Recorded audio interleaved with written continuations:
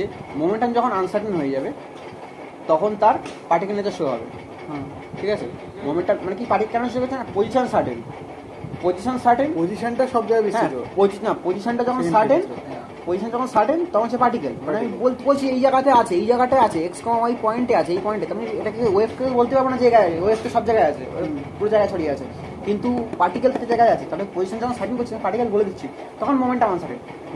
আবার হাইজেনবার্গের uncertainty principal কি বলছে, মোমেন্টাম সার্টেন করলে পজিশন আনসার্টেন হয়ে যায়, আবার পজিশনকে সার্টেন করলে মোমেন্টাম আনসার্টেন।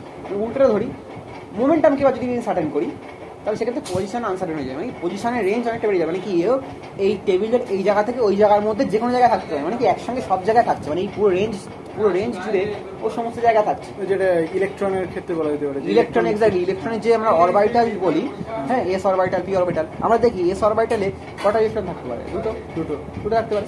দুটো ইলেকট্রন এস অরবিটালের মানে